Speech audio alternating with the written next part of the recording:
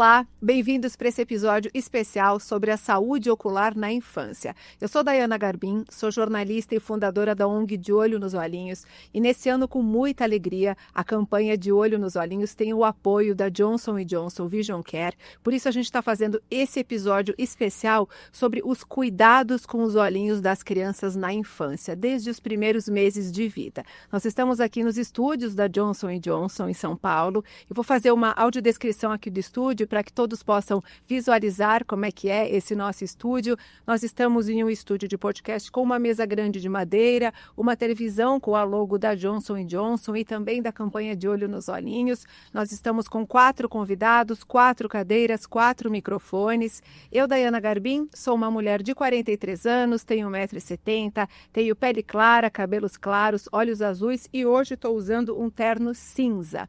E com muita alegria eu estou recebendo 3 convidados muito especiais, a doutora Cristiane Rolim, de Moura, que é médica oftalmologista e presidente da Sociedade Brasileira de Oftalmologia Pediátrica, a SBOP. Doutora Cristiane, que alegria ter você aqui nesse episódio. Dayana, muito obrigada pelo convite. Eu vou me descrever. Eu sou uma mulher de 56 anos, 1,66 m, pele clara, olhos verdes, e hoje eu estou usando também um blazer verde.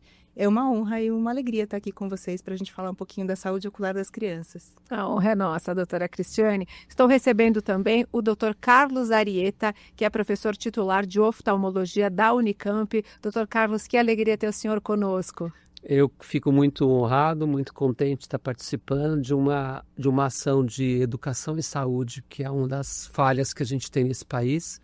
E orientar e educar a população sobre cuidados oculares é muito importante, eu fico muito feliz de estar aqui. Então eu sou um homem de 69 anos, careca, uso óculos e estou com uma blusa azul marinho. Perfeito, doutor Carlos, obrigada. E nós estamos recebendo também o Rafael Peterlini, que é líder da Johnson & Johnson Vision Care no Brasil. Rafael, que alegria ter você conosco para essa conversa. Obrigada. Obrigado a você, Dayana. É uma honra poder apoiar e participar mais uma vez da campanha De Olhos nos Olhinhos.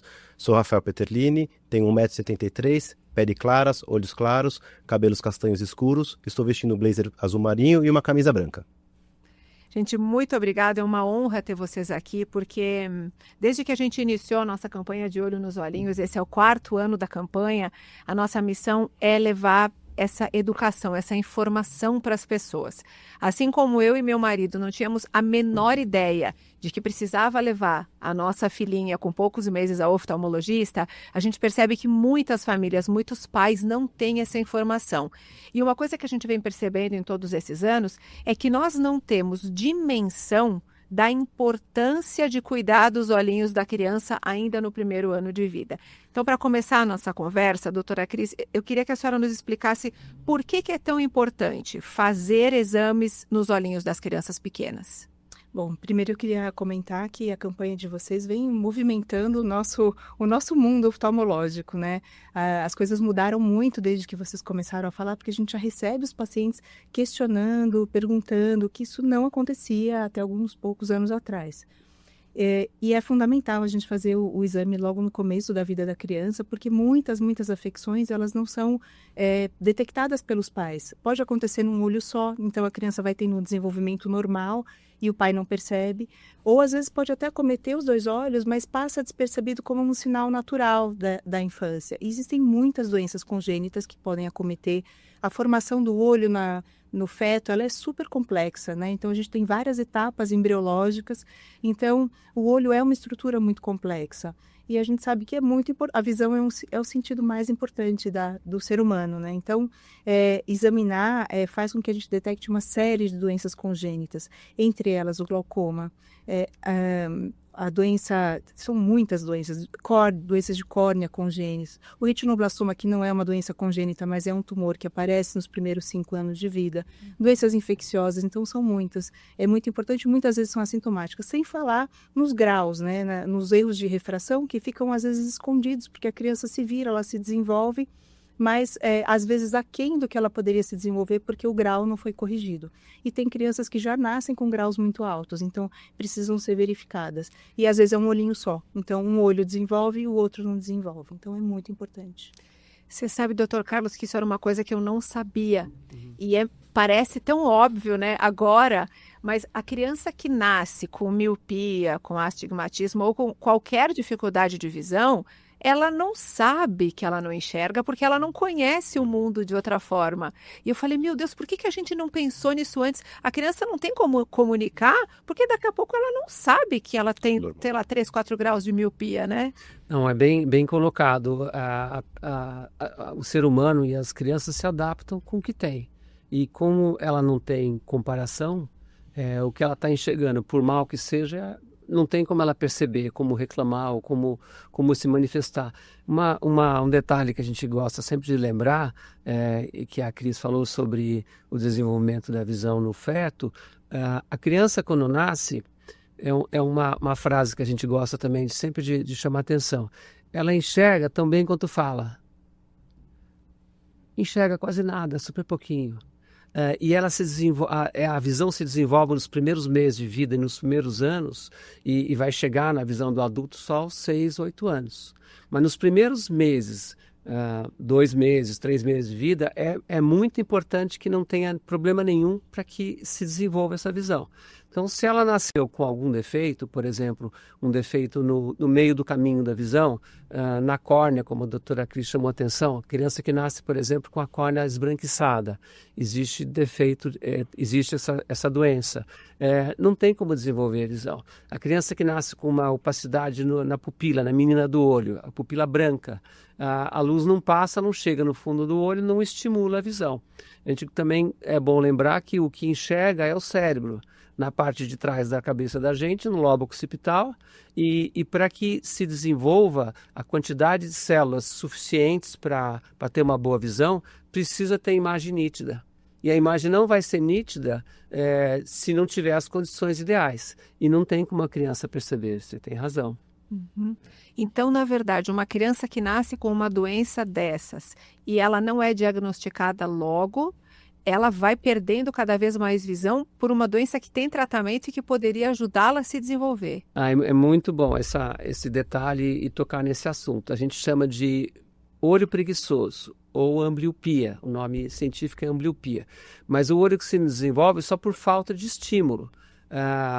O olho pode ser por dentro perfeito, a retina perfeita, o cérebro perfeito, mas se você não oferecer o estímulo luminoso que chega na retina na idade adequada, não desenvolve. E não é uma questão só de... é funcional, mas é falta de quantidade de células mesmo no fundo do olho. E a gente tem poucos meses para desenvolver. Um aspecto interessante é assim, por que as crianças com poucos meses de vida, às vezes o olho não para direito? Mexe um pouquinho, fala, nossa, parece que tem estrabismo, e nem sempre é estrabismo, é a falta de desenvolvimento do reflexo de fixação. A gente olha reto para a pessoa porque a gente está olhando com a parte central da retina que chama mácula, é onde tem mais quantidade de células nervosas próprias para a visão, para a definição da visão. E a gente precisa desenvolver nesses primeiros 2 meses de vida o reflexo de fixação. Se não desenvolver o reflexo de fixação, a criança, além de estrabismo, pode desenvolver o que se chama de nistagmo, que é o olho que fica tremendo. O olho não para porque não tem porquê se desenvolver uma visão ótima na mácula. Que interessante, né? Rafael, vocês trabalham uma parte muito importante que é a conscientização, é que as pessoas saibam a importância de procurar o oftalmologista para tratar doenças que muitas vezes nem sabem, né, que tem tratamento. Exatamente. E vocês têm dados impressionantes, né, que no Brasil poucas pessoas procuram o oftalmologista. A gente procura dermatologista, a gente faz plástica, a gente pinta o cabelo, a gente faz de tudo. Agora, cuidar dos olhos é uma coisa que a gente ainda faz pouco, né? Me conta um pouco do que vocês descobriram. Não, muito bem colocado, Daiana. Nas pesquisas que a gente faz, né, a gente adora pesquisas, né? Somos movidos por pesquisas e estudos, né? Como a indústria deve ser. E a gente descobriu que menos de 50% das pessoas vão no oftalmologista todos os anos, né? Ou seja, elas não têm conhecimento. E em contrapartida, quando você pergunta qual é o sentido mais importante para as pessoas, 84% falam visão. Ou seja, 84% das pessoas têm medo de perder a visão, porém não fazem nada para isso, né? Não vão atrás, não vão pesquisar, não vão trabalhar e entender o que está acontecendo na visão. E a gente fala do olho, não é muito importante na visão, mas o olho ele é mais importante. Um exame visual ele pode trazer mais de 270 comorbidades médicas. Ou seja, Nossa. desde diabetes, AVC, uma série de problemas da saúde pode ser medido no exame visual. Então, não só os erros... o oftalmologista pode nos trazer outros diagnósticos que não um problema no olho. Olha que Sim, interessante. muitos, né? A gente mesmo ficou surpreendido, né? Quando a gente vê esses números, fala assim, gente, mais de 250 comorbidades podem ser diagnosticadas por um exame visual. No consultório eu sempre brinco com os pacientes que a gente deixa os cardiologistas com inveja, porque a gente tem um acesso ao fundo de olho e a gente enxerga os vasos ao vivo. A gente vê os vasos pulsando. Então, coisas que os cardiologistas têm que fazer, cateterismos, imagens, angiotomo, a gente tem um acesso direto. Então, é comum a gente receber um paciente no consultório e falar, os seus vasos estão um pouquinho estreitados, procure um cardiologista que você pode ter hipertensão arterial. Nossa, que interessante. De adultos, né? Os adultos. Sim. E dos exames visuais, né? 2 bilhões no mundo a gente estima que são pessoas que têm alguma deficiência visual. Desses 2 bilhões, 1 bilhão poderia ter sido evitado caso a pessoa tivesse sido feito os exames de rotina, tivesse feito o tratamento na forma correta. Sim. Ou seja, Então, existe a uma gente tá negligência falando mundial. negligência, essa palavra que eu ia trazer. Então, nós temos pessoas que estão ficando cegas e com baixa visão de coisas perfeitamente tratáveis, de coisas que têm tratamento. Não, com certeza há muita falta de informação e de educação e oportunidade. Sim. Porque mesmo que a pessoa perceba algum problema, em países como o nosso, onde o acesso à saúde não é fácil, as pessoas perdem tempo. E às vezes vão nos procurar o oftalmologista ou conseguir um tratamento numa fase muito avançada, por exemplo, alguém que tem a glaucoma, que é a pressão do olho aumentada. Às vezes ela vai procurar quando já está na fase final, que ela começa a perceber que tem alguma coisa, porque como o glaucoma tem outras doenças silenciosas. Glaucoma não dá nenhum sintoma. Não dói no olho, não fica vermelho, não lacrimeja, não acontece nada. E porque o aumento da pressão se instala devagarinho. E o olho vai se adaptando. Então você não sente. E quando você vai perceber, é porque você perdeu a visão lateral. E está quase perdendo a visão central, porque a perda no glaucoma é primeiro na visão periférica. Então a pessoa não percebe. E às vezes vai perceber que está com problema quando começa a trombar com outro, esbarra na parede. Então é um exemplo do porquê procurar. Mas existe, entre outras coisas, uma outra doença mais comum ainda, que é a catarata. E a gente costuma dizer... Só não vai ter catarata quem não durar o suficiente. Todo mundo vai ter catarata, porque é uma doença degenerativa e multifatorial. É mais ou menos como falar assim, eu não vou ter artrose. Falar, vai durar um pouquinho, como você vai ver. Não vou ter aterosclerose. Vai ter sim. Então é uma doença do envelhecimento? Do envelhecimento e natural. Assim? Só que as pessoas também se adaptam com a visão perdendo devagarinho. Então, às vezes a pessoa... tem um trauma, cai na rua, cai em casa, é causa de fratura do idoso a falta de visão, porque também não dói. E é uma doença quase 100% tratável, independente do estado que está. Então a pessoa já pode estar com uma deficiência visual muito importante, perdeu 90% da visão e opera a catarata e fica ótimo. É uma cirurgia muito sofisticada, mas para a pessoa é muito tranquila, para o paciente. Para o médico é uma coisa de tecnologia bem bacana, mas é que precisa procurar. E ainda no nosso país tem muita gente deficiente visual por falta de cirurgia de catarata. Por falta de acesso. Falta de acesso. E de informação. Sim. Eu queria falar um pouquinho mais sobre os olhinhos das crianças. Doutora Cris, a gente explicou algumas doenças que a criança já pode nascer com.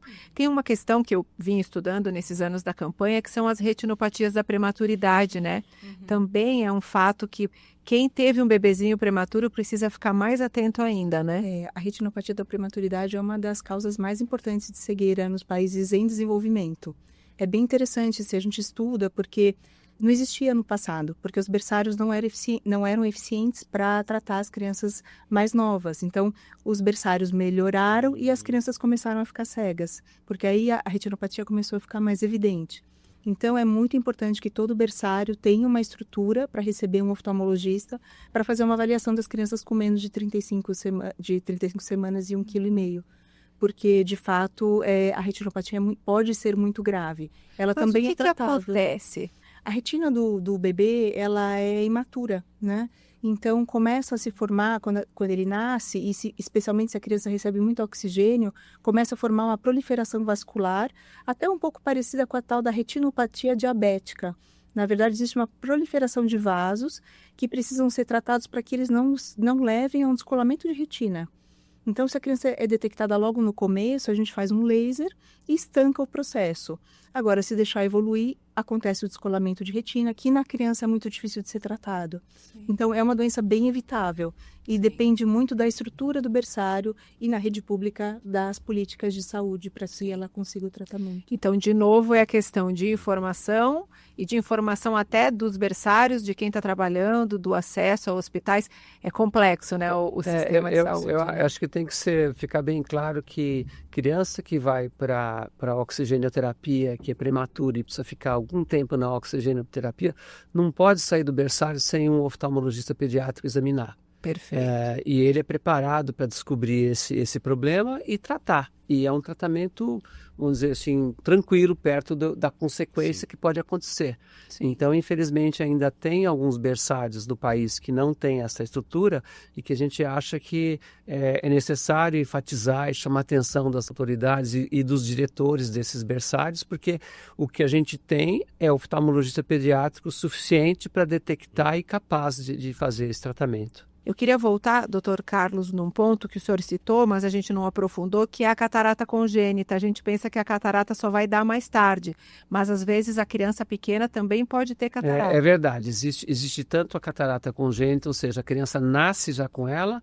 ou o que a gente chama de catarata infantil, que se desenvolve nos primeiros anos de vida. A catarata congênita é mais preocupante, uma vez que a opacidade não deixa a luz chegar no fundo do olho, não estimula a mácula, não desenvolve visão. A criança pode ter uma deficiência visual grave para sempre, se não for tratada, se ela nasceu com essa catarata, até os 2 meses de vida precisa ser operada. Nossa, tem que ser rápido. Então é muito rápido. Um detalhe que chama atenção assim, às vezes a criança nasceu, foi levada com 1 ano para o oftalmologista e chega lá com aquele movimento que eu chamei a atenção, que chama nistagmo. Uhum. Quer dizer que ela não desenvolveu a mácula, não desenvolveu a visão central. Não vai nunca mais chegar a uma visão ótima. Poxa. Só que uma criança que você operou e tratou até os 2 meses de vida, chega a 100% de visão. É uma maravilha. Mas precisa ser detectado. E a detecção é com esse tipo de assunto que a gente gosta de chamar atenção, que talvez a doutora Cris possa falar um pouquinho melhor, sobre o teste do olhinho. Sim, eu gostaria muito de entrar nesse assunto. Doutora Cris, quando a gente começou a trabalhar, né, com essa conscientização, as pessoas escreviam para a gente, mas tem que ter lei, o teste do olhinho tem que ser obrigatório. E a gente descobriu que existe a lei, que todo mundo teria o direito de fazer o teste do olhinho. Infelizmente, nem sempre acontece. Então, conta para a gente, doutora Cris, nasceu, os pais têm o direito de exigir que essa criança seja examinada, né? Sim, os pais têm o direito. Na verdade, ele chama-se teste do reflexo vermelho e o Ministério da Saúde ele recomenda que ele seja feito em 100% das crianças. Existem projetos de lei tramitando para que ele seja obrigatório no país todo. Ainda não é. Ele é recomendado, mas não é lei. Em alguns estados ele já é lei. Então, nenhuma criança sai da maternidade sem ter feito o teste do reflexo vermelho em São Paulo, por exemplo.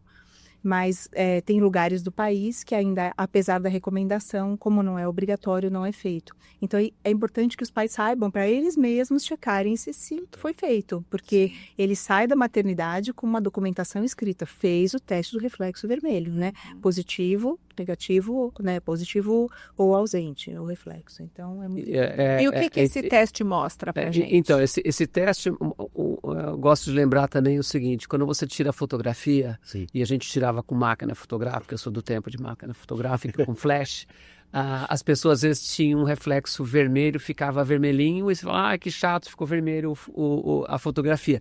É isso que a gente quer enxergar quando está examinando um bebê.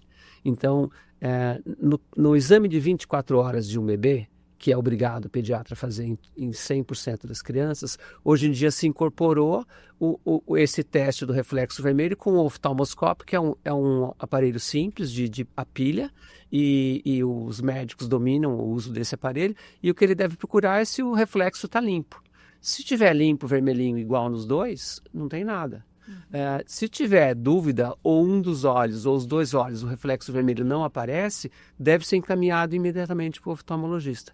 E interessante, a Cris, lembrar que no estado de São Paulo virou lei, e outros estados também.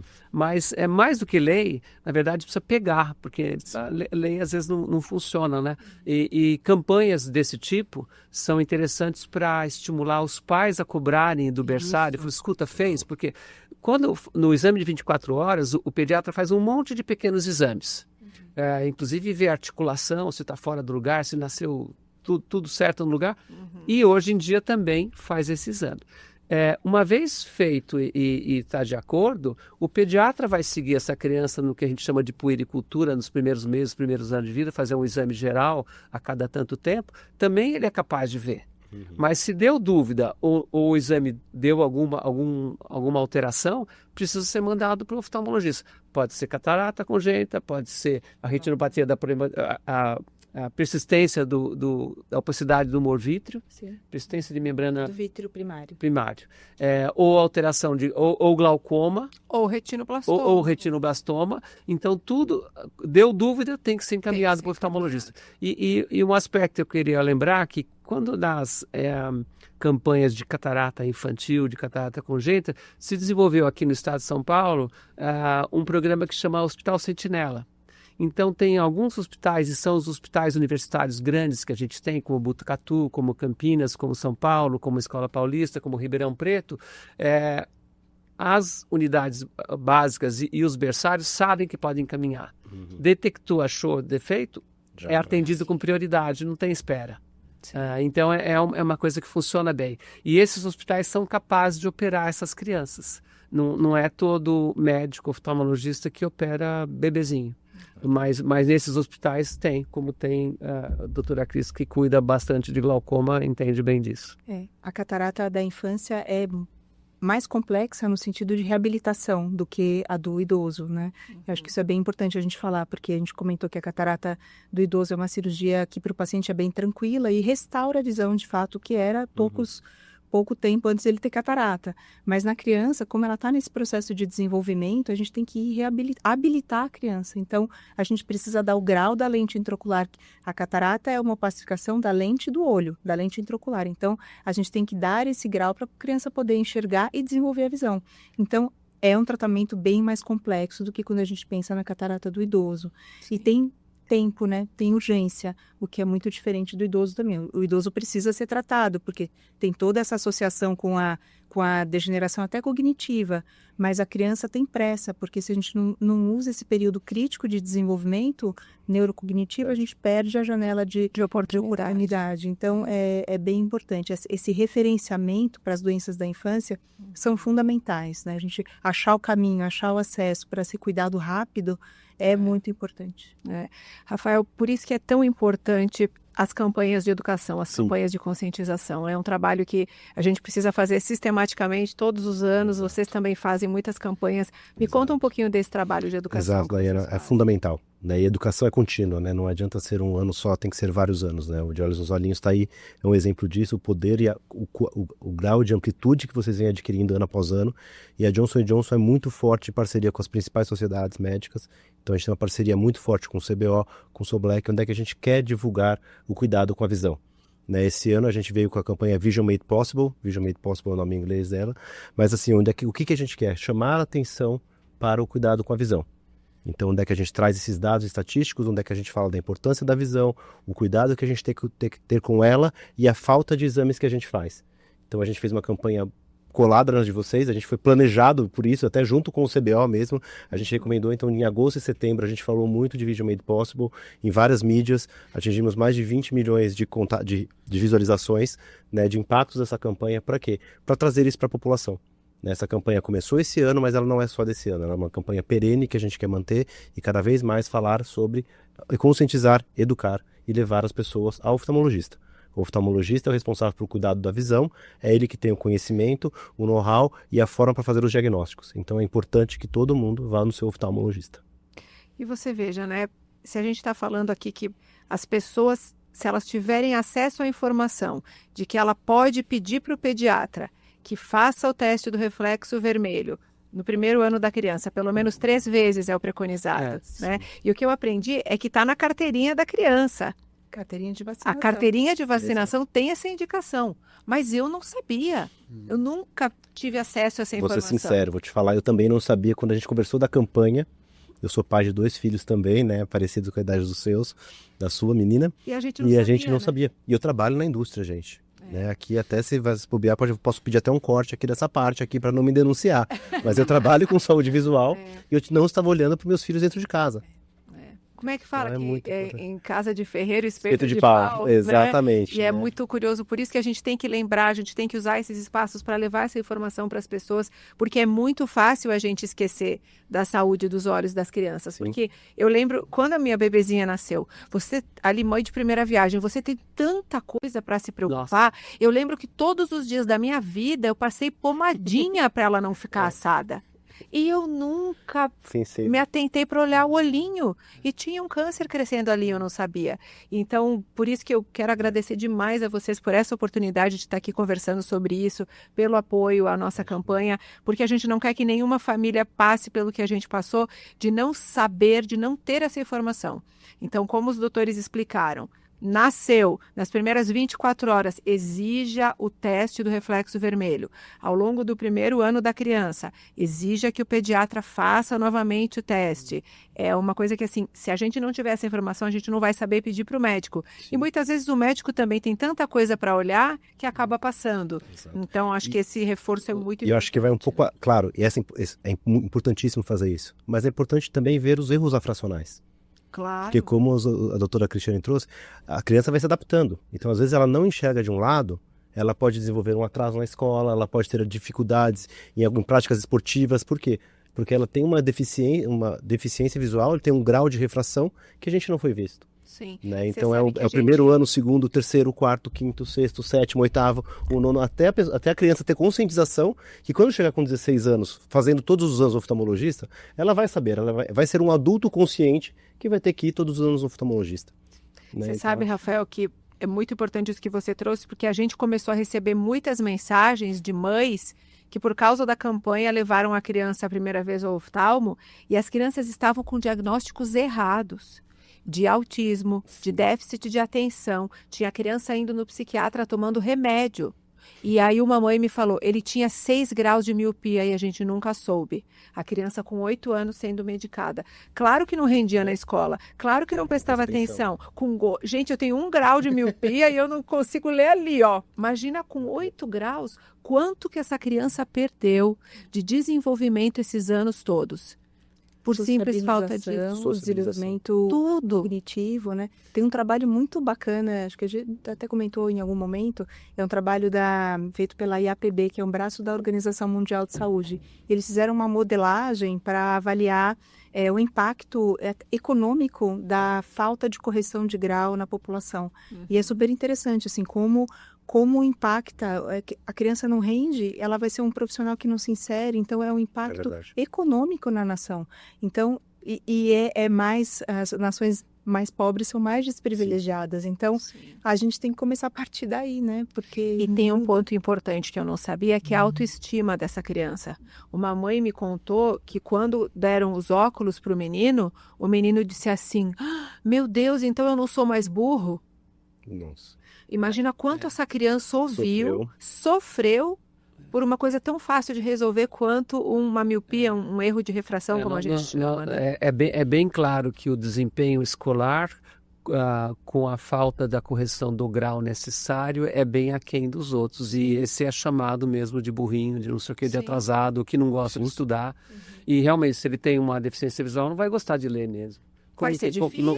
Não consegue, dá dor de cabeça, não consegue. Então, e um dado interessante sobre o desenvolvimento neuromotor na criança, uma criança cega ou com deficiência visual importante pode ser entendida como um retardo do desenvolvimento neuromotor. Uma criança com 2 anos que não enxerga nada, se não for estimulada adequadamente, ela fica como uma criança com retardo. e ela pode ter todas as outras qualidades de desenvolvimento neuromotor de uma criança que enxerga se for estimulada. Sim. É só para chamar a atenção de como a visão importa em desenvolver.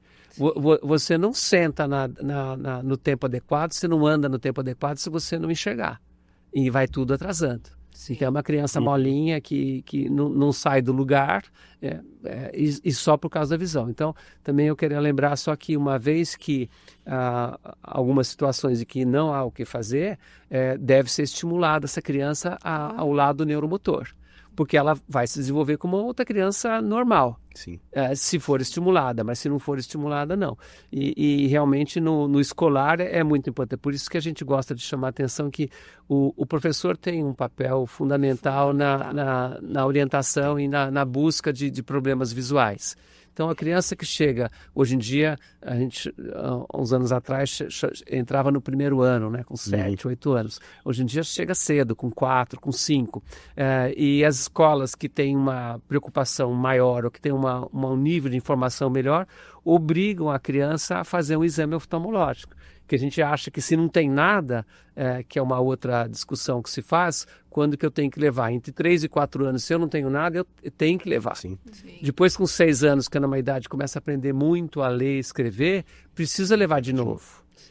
E aqueles que passaram bem podem depois pular um tempo. Aqueles que já no início de 6, 7 anos apresentam certo grau que precisa de correção com óculos ou lente de contato, tem que acompanhar até parar o desenvolvimento. E isso estabiliza geralmente depois de 20 e poucos anos o grau, né? Agora, o que não pode acontecer é um bebê ficar um ano inteiro no primeiro ano de vida sem ser examinado, sem um exame de reflexo vermelho. Isso não pode acontecer.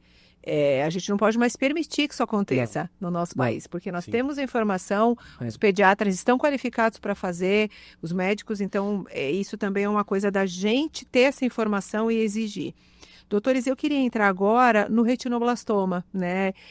Para quem acompanha a gente, a campanha de Olho nos Olhinhos surgiu depois que a nossa filha Lua foi diagnosticada com retinoblastoma aos 11 meses e a gente nunca tinha ouvido um podcast como esse, a gente nunca tinha ouvido ninguém falar que tinha que levar o bebê ao oftalmologista e, de fato, a gente não viu, a gente não percebeu. Doutora Cris, eu queria que a senhora explicasse para a gente quais são os sinais que os pais precisam ficar atentos de que pode estar acontecendo ali um câncer no olho dessa criança. Quais são os sinais do retinoblastoma? Vamos explicar. Bom, só vou fazer a propaganda da SBOP e antes e comentar que a gente fez uma publicação bem recente com a frequência de exame, então o teste do reflexo é indispensável, isso é feito na maternidade depois pelo pediatra, mas a gente recomenda que os pais levem a criança ao oftalmologista no primeiro ano de vida, preferencialmente aos 6 meses, e depois retornem por volta dos 3 anos, e depois se houver alguma coisa que seja anual. Dentro das possibilidades, claro, do país e dos pais, né? Então, a gente tenta, nesses momentos, triar para as patologias, inclusive para o retinoblastoma, né? Que pode acontecer até os 5 anos de vida. Mas, se a criança não foi levada e não foi visto nada disso, mas em algum momento ela apresentar alguns dos seguintes sinais, aí tem que levar para o oftalmologista num caráter de semi-urgência. Não é uma urgência, mas tem que levar. Então, assim, o pessoal fala, desviou o olho, está desviando o olhinho, é normal, criança desvia. Isso não é verdade. Estrabismo não é uma coisa normal. A criança demora para fixar, como a doutora Arieta falou, porque ela demora para maturar a mácula, mas a partir dos 2 meses ela já começa um processo de fixação. Com 3 meses ela segue o objeto, com 6 meses ela pega o objeto e tenta colocar na boca. Tudo isso é visual. Então, a gente está colocando aqui no telão os 2 principais sintomas, o estrabismo, que é o olhinho torto, como a gente fala popularmente, que é o que você está explicando. Isso, Então, a criança começou a desviar o olho, né? Até não desviava, começou a desviar, isso não é normal, de nenhuma idade, né? Então, precisa levar olhinho desviado. E uma outra coisa é a pupila branca, né? Se você vê alguma coisa diferente no reflexo, né? Por que o reflexo é vermelho? Porque a gente tem um fundo de sangue no olho, né? Tem vasos. São esses vasos que eu falei. Então, quando a luz bate, ela deflete o reflexo vermelho. Se volta um reflexo de cor diferente, amarelado, branco, isso não é normal. Então, precisa levar em caráter de urgência, né? E precisa procurar, e esses são os mais importantes. Movimentos também indefinidos, que não é exatamente um estrabismo, mas é um movimento como se fosse batendo um pêndulo, também não é uma coisa normal, né? Esses são aumento do globo ocular, pode ser um sintoma, né? Um aumento da pressão secundário, o retinoblastoma, né? O glaucoma na infância ele pode ser primário, mas ele pode ser secundário, um tumor. Então, o olho cresce. Não é normal um olho crescer, né? Um olho mudar de tamanho em relação ao outro ainda mais. Então, são sinais bem importantes que a gente precisa correr. Doutora Cris, agora para mim parece tão claro, né, que um reflexo branco como esse não é normal, mas quando a gente não tinha essa informação, eu olhava o olho da minha filha e eu não enxergava esse reflexo branco. O que acontece, né? Tem alguma coisa que cresce dentro do olho? Explica para a gente como que esse tumor acontece no olhinho. Todos os processos tumorais são crescimentos celulares, né? São acúmulos de células, né? São massas celulares. E no retinoblastoma, essa massa celular é composta por células da retina. Por uma alteração genética, a gente começa a ter uma proliferação anormal, as células começam a se multiplicar e formam esse tumor. E esse tumor ele fica dentro do olho até certa fase e depois ele pode sair do olho e metastatizar e levar inclusive ao óbito, né? Por isso que é importante, mais do que pensando na saúde ocular, pensando na saúde da criança, a gente tem urgência no tratamento. Então, ele é um tumor maligno, ele é um câncer, e assim como a gente sabe de outros cânceres, né, em crianças e adultos, o diagnóstico precoce ele é determinante para o sucesso do tratamento, para evitar, como você explicou, que ele saia do olho e aí dá metástase, que é quando o câncer se espalha. No retinoblastoma isso também pode acontecer. Sim, o retinoblastoma pode se espalhar pelo corpo e levar ao óbito.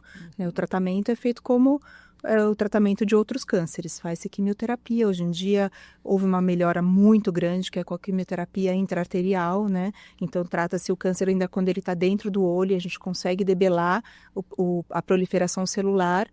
Quando a gente começou na oftalmologia isso não existia, o diagnóstico era feito e era feita a enucleação instantânea, né, para tentar evitar que houvesse a proliferação para o corpo e ainda tinha uma taxa de óbito bastante grande, né? Felizmente as coisas melhoraram muito e depende muito de prevenção, né, de detecção precoce e de tratamento precoce. Então por isso que a gente tem que ficar batendo na mesma tecla, que é uma informação realmente relevante. A gente estava fazendo o levantamento dos dados agora para a campanha de Olho nos Olhinhos desse ano. E a gente ainda tem centros de referência como o GRAAC, pelo menos 15% dos casos ainda chegam extraoculares. Então, quando a gente fala em extraocular, é um câncer que já saiu do olho, muitas vezes o olho está completamente comprometido. Então, a gente está falando ainda de diagnóstico muito tardio no nosso país. Então, a gente precisa ainda melhorar essa questão do diagnóstico precoce. Daiane, eu acho que de novo, a gente tem que bater na tecla da educação em saúde, e esse tipo de campanha é muito, muito bem-vinda, porque esclarece, e a doutora Cris chamou a atenção que realmente hoje em dia aparece muita mãe perguntando, não tem nada no fundo do olho, e antes não falava nada, só levava de repente, alguém mandou. Tá, mas hoje em dia já chegam cobrando. Mas essa é uma realidade mundial, viu? Porque, infelizmente, ainda não é só... não seria só o ideal a detecção com esse tipo de exame.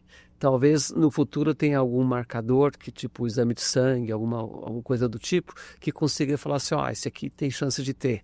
Então, no mundo inteiro ainda, no mundo desenvolvido, se discute como que eu faço para detectar esse tipo de doença sem a gravidade que às vezes chega. Mas ainda num lugar, como chamou a atenção o GRAAC, que todo mundo conhece, que todo mundo pode mandar, e ainda chega a 15% fora do olho, é muita coisa. Infelizmente, é muito grave. Eu queria falar um pouquinho mais agora sobre o que a gente chama de erros de refração, que é a necessidade da criança corrigir com o uso de óculos. Eu queria que a gente explicasse um pouquinho. Em geral, eu tenho miopia, então eu tenho dificuldade de enxergar de longe. Por exemplo, eu não estou usando meus óculos agora porque o meu papel está aqui pertinho. Mas para dirigir, para ler uma legenda, eu preciso usar os meus óculos. Então, miopia é a dificuldade para ver de longe. A criança, doutor, pode ter miopia, mas também pode ter hipermetropia, que é de perto. Explica para a gente. Então, é interessante porque as crianças nascem pequenas e têm o olho pequeno e o olho menor é hipermétrope, ou seja, toda criança quando nasce é hipermétrope. E há uma tendência do desenvolvimento do olho normal de hemetropização ou zerar com o passar do tempo. E a gente sabe que nos primeiros 2 anos de vida o globo ocular cresce bastante, como o corpo da criança cresce bastante também.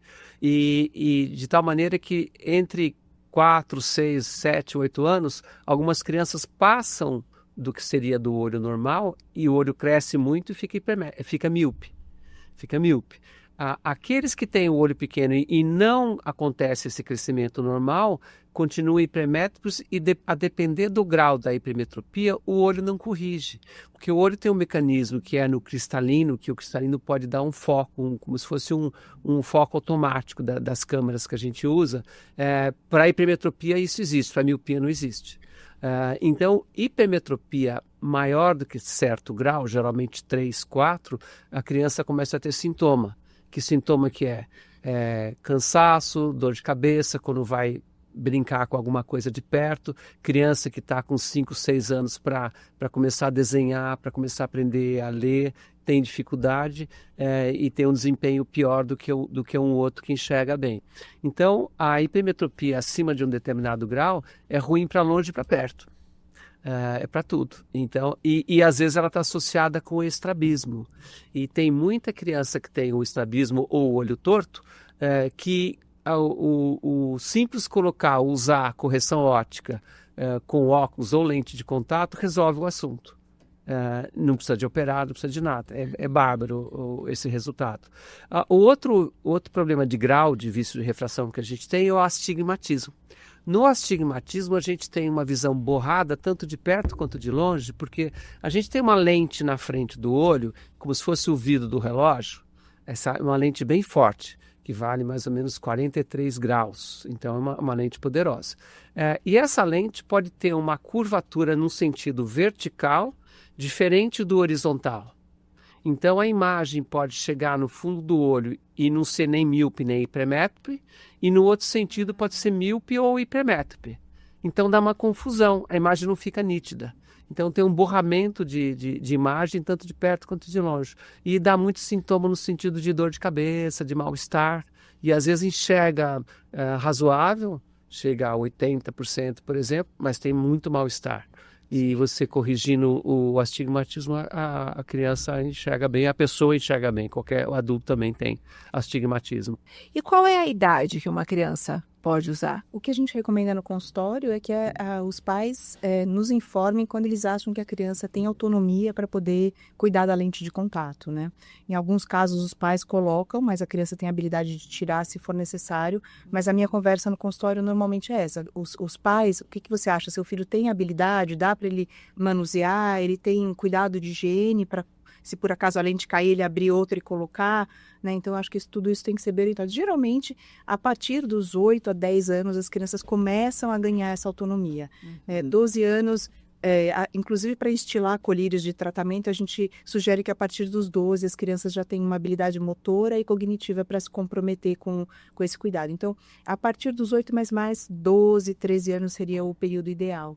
E o que ele falou é super importante mesmo. A lente descartável, ela foi uma mudança de paradigma na nossa prática. Assim, o risco de ceratite infecciosa é um dos grandes entraves para a gente, que é a úlcera infecciosa, infecção da córnea, né? É um dos entraves para a gente não adaptar mais, né? Mas com as lentes descartáveis isso reduziu bastante. A gente fica mais seguro de deixar o paciente, se caiu, se perdeu, se tirou, joga fora, não recoloca, né? E que também houve uma redução do custo. Antigamente era muito caro a lente de descarte diário. Hoje em dia é uma coisa um pouco mais viável. Então as famílias procuram, é mais possível fazer a adaptação. E a lente não é só prescrição, né? É adaptação médica. A gente tem que receber o paciente, ver como a lente fica no olho, orientar a família, explicar a anatomia da córnea, que ela é uma estrutura muito nobre, muito suscetível à infecção. Então, eu acho que esse é um passo bem importante aí na nossa prática, né? E acho que é importante, Daiana, não é ou um ou outro, é o E. Né? Assim, eu sou usuário de lente de contato, tenho astigmatismo alto, mas eu tenho sim meu óculos, que em alguns momentos eu posso usar ele. Né? Eu acho que assim, pensando nas crianças, enfim, na população em geral, Né? Eu acho que tem momentos que sim, a lente de contato ela tem um benefício atrelado, tem momentos que sim, você pode usar o seu óculos. Né? Eu acho que isso também é um pouco de mito da categoria que se falava muito tempo atrás. Não, se eu uso lente eu não tenho óculos. Não, você tem que ter um óculos. Tem que ter sim, os você dois, tem que ter os né? dois. Exatamente. Isso para qualquer pessoa. Para qualquer pessoa que usa lente de contato precisa ter óculos, porque você não tem o direito de ter conjuntivite. Exatamente. Como é que você vai saber? Ou espirrar alguma coisa no teu olho, ou esbarrou em alguma coisa e o olho ficou com algum probleminha. Então não pode usar lente naquele período. Então Exato. tem que ter um óculos. Tem que E ter como os é que você dois. faz? Sim. Tem que ter os dois. Perfeito. Rafael, a gente sabe que a Johnson & Johnson tem também uma outra frente de trabalho que é a parceria com a comunidade médica. Exato. Né? Vocês têm esse trabalho de educação continuada dos médicos. Sim. Conta um pouquinho para a gente Sim, sobre vamos lá, isso. Dayana. A gente tem uma área exclusiva de educação médica. Né? E essa área, até deixo bem claro, ela não é nem ligada ao negócio propriamente dito, ou seja, para uma área de autonomia, e o objetivo dessa área é compartilhar conhecimento, treinamento e educação com os médicos. Então, junto com as principais sociedades, a gente faz diversos projetos. Né? A gente tem um projeto Residentes, aqui o Dr. Arieta pode falar, conhece esse projeto há mais de 10 anos, onde a gente trabalha junto às residências médicas para como ensinar os médicos oftalmologistas a trabalhar a lente de contato. Ou seja, como fazer isso, fazer a lente de contato, esse processo de adaptação de forma correta e garantir que a lente de contato, para aqueles que queiram usar, também é uma opção de correção visual. Né? É interessante esse programa que o Rafael chamou a atenção, porque nós temos hoje em dia 100 residências, 100 centros de treinamento de oftalmologia no país, que o Conselho Brasileiro de Oftalmologia orienta e coordena de alguma maneira. E uma boa parte deles, os residentes não têm acesso ao treinamento com lentes de contato por diversos motivos. E um dos motivos é que tem custo. Então, o hospital que a maioria das residências trabalha com o SUS, às vezes não tem capacidade de adquirir as lentes para oferecer para os pacientes, porque não tem retorno, ou seja, não tem quem subsidia esse gasto. O SUS não cobre lente de contato. Então, esse programa permite que os residentes recebam as lentes, se adaptem nos seus pacientes das residências. Então, eles desenvolvem a habilidade. E tem uma parte de teoria também que é bem dada. Então, é uma oportunidade que estava mais difícil. E a gente acha que isso pode aumentar a oportunidade para a população em geral, porque esses médicos saem mais bem treinados para oferecer esse tipo de recurso para os pacientes. Sim. É bem interessante. A educação médica continuada é um ponto muito importante, né, doutora Cris? A gente também, como uma das ações da campanha de Olho nos Olhinhos, a gente faz em parceria com o CBO, com as entidades médicas, e uma coisa interessante que eu não sabia, que os médicos saem da faculdade de medicina tendo estudado pouquíssimo sobre o retinoblastoma e muitas vezes sobre o câncer infantil até. Né? A formação, infelizmente, não consegue contemplar todas as doenças. Sim. E as doenças raras acabam ficando um pouquinho, então... Nas primeiras aulas eu dizia, mas não é possível que os médicos não sabem o que é retinoblastoma, que ele pode ser bilateral, que ele se origina na retina.